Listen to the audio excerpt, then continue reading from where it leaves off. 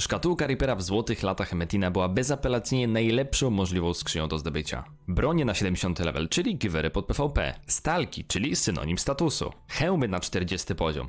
No, zbroje na 61 level. No syf. No ale w końcu potężne, niezwykle wartościowe bronie na 75 level. Jaka jest szansa na zdobycie truty ze skrzyni Reapera? Gdzie się podział wachlarz na 75 level? Serdeczne dzięki dla Dawida, który był pomysłodawcą dzisiejszego odcinka, a ciebie, drogi widzu, prosiłbym o kliknięcie potężnego kciuka w górę pod filmem, zostawienie suba na kanale i baw się dobrze, eksplorując wspólnie z nami mroczne zakamarki gry Metin 2. Materiał powstał we współpracy z Sudenem z serwisu Balmora.pl. Zaczynamy więc od tabeli, która przedstawia dokładny drop, jaki zdobyć można po otworzeniu szkatułki Reapera. Kolumny, które widzicie, oznaczają w tym przypadku kolejno. LP jest to liczba porządkowa, VNum jest to nazwa koreańska lub ID przedmiotu, Count, czyli ilość, Prop, czyli szansa i Rare, czyli rzadkość. Na potrzeby filmu przetłumaczyliśmy jedynie drop kluczowych itemów, pominięta reszta była na tamten moment bezwartościowa. I tutaj ciekawostka, w dzisiejszych czasach nie używa się już słów w sekcji VNum, znajdują się tam jedynie unikalne ID przedmiotu. Jest to znacznie praktyczniejsze rozwiązanie. Aby dojść do sedna, musimy ustalić kilka rzeczy, a zacznijmy od parametru rzadkości, który można w tym przypadku pominąć, ponieważ element ten jest identyczny dla wszystkich przedmiotów. Swoją drogą, na dzień dzisiejszy zrezygnowano z niego całkowicie.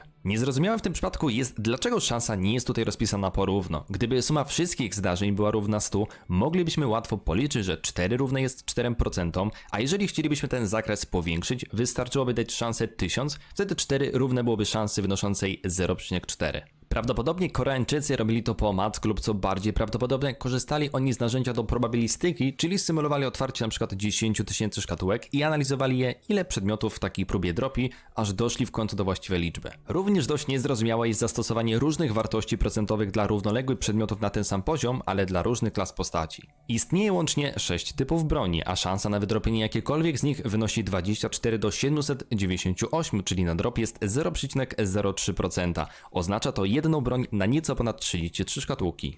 No i w końcu przyszedł czas na zatrutego. Szansa na jego drop wynosi 4 do 798, czyli na drop mamy 0,005%. Otwierając szkatułki musimy przygotować ich dokładnie 200 sztuk na zdobycie jednej truty, oczywiście bazując na rachunku prawdopodobieństwa. Jak już wiecie z poprzedniego odcinka, DT kiedyś nie wyglądały jak dzisiejsze dangi na privach. Spokojnie można wziąć za pewnik, że mogą zajmować nawet 60 minut na pełne przejście, plus doliczyć trzeba też wszystkie nieudane próby, a tych potrafiło być naprawdę sporo. To był chyba jeden z tych aspektów, które tworzyły ten niesamowity klimat gry. Znacie jeszcze jakieś inne gry MMO, w których spory procent wyzwań kończy się niepowodzeniem tak jak tutaj? Wracając do samych broni z DT, jak pewnie zauważyliście, wszystkich broni na level 75 jest dokładnie 6 sztuk. Są to dokładnie zatruty miecz, miecz żalu, lwi miecz, stalowy łuk kruka, czakramy i bambus. Ale zaraz, gdzie się podział wachlarz? I teraz przyznajcie się w komentarzach, kto z was grał ze świadomością tego, że nie istnieje wachlarz na level 75 ze średnimi jąkami. Nas osobiście niestety ta zagadka przerosła. Śladów po takim wachlarzu w całym kodzie niestety żadnych. Prawdopodobnie nigdy nie został dodany. Wszystko wskazuje na to, że broni na level 75 dodane zostały później niż reszta itemów w grze i weszły w aktualizację wraz z DT. Prawdopodobnie projektant tego systemu zdał sobie sprawę, że wachlarz ze średnimi może być średnio przydatny. Ale czy na pewno? No, mam tu pewne wątpliwości. W tamtych czasach broń na level 75 była czymś totalnie wyjątkowym i tylko wybitne jednostki mogły ją posiadać i to było piękno tej gry. Istniał kluczowy, ale jednocześnie totalnie unikatowy przedmiot, który wymagał wiele czasu, aby go zdobyć, nie mówiąc już o ulepszeniu go na plus 9 i włożeniu kompletu pełnych KD.